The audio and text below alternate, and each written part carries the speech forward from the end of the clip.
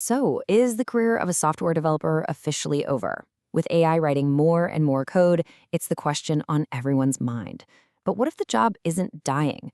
What if it's just going through its biggest evolution ever? All right, let's get into it. I mean, you've seen the headlines, right? You've probably felt the vibe in the community. There's a real anxiety out there. And this isn't just some made up hype, it's a genuine concern that's got developers thinking hard about their future. But today, we're going to look past the panic and see what's really happening in 2026. Okay, so first things first, let's tackle the biggest fear head on. Is the programming career as we know it actually about to, disappear?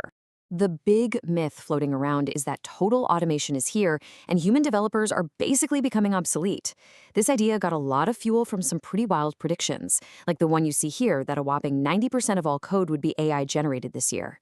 Now that is a scary number for sure, but it completely misses the real story. Because the reality isn't about replacement. Not at all. It's about transformation. And this brings us to the new, super important role for developers, a shift from just being an implementer to being what we can call an orchestrator. This slide just nails the fundamental shift. The focus is moving away from being a syntax writer, where your value is all about speed. Now it's about being a systems orchestrator. Your value isn't in how fast you can churn out boilerplate code anymore. Nope, it's in high-level architecture, in curating what the AI produces, and in providing the strategic vision for the whole system. So, what skills does this new role actually demand? Well, it's way less about memorizing APIs and way more about these 5 pillars. You need to be a killer systems architect, a wizard at prompt engineering, and an absolutely meticulous code reviewer.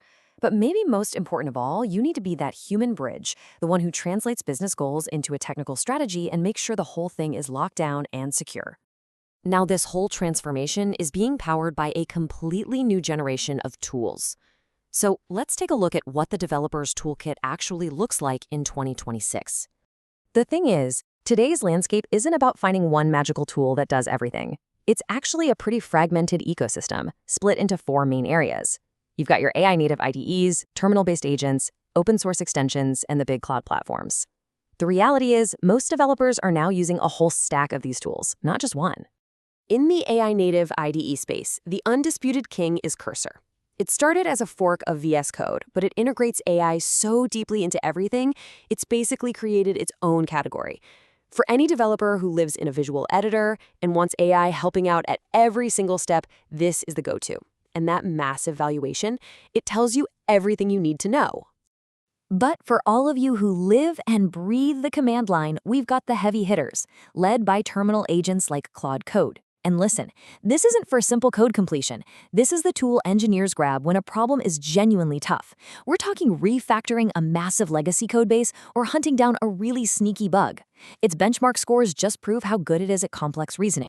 And then, for those of us who value flexibility and control above all else, there's Klein.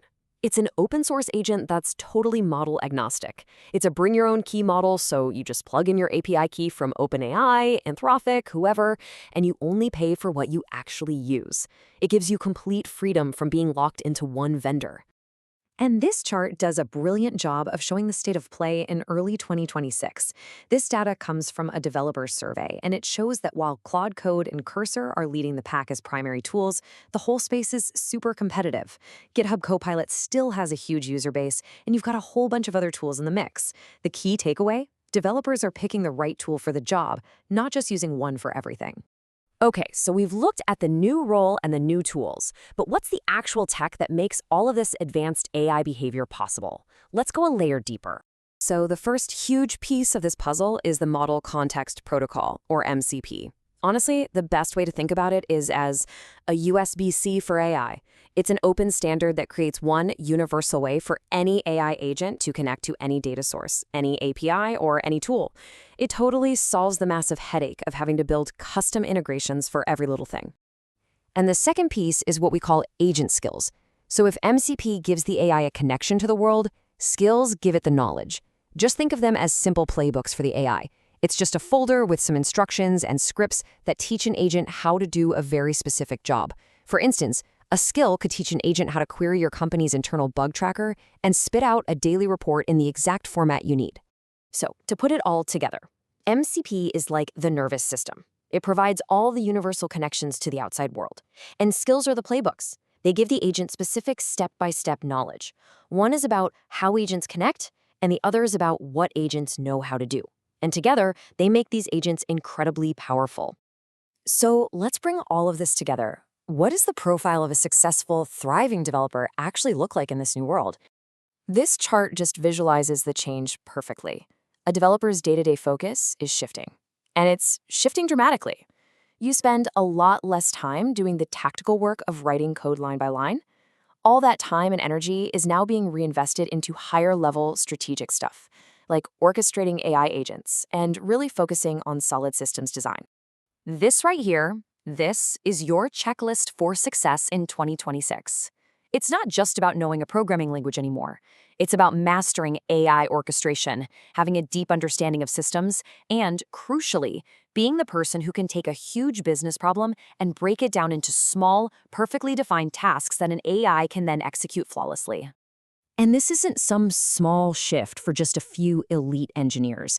This is a massive, industry-wide transformation. I mean, Gartner is predicting that a full 80%, 80 of the entire engineering workforce will need to seriously upskill in these AI collaboration skills just to stay in the game.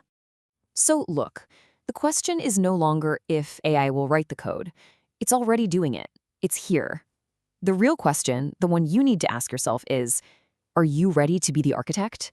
Are you ready to design, to guide, and to validate the work of these incredibly powerful new systems?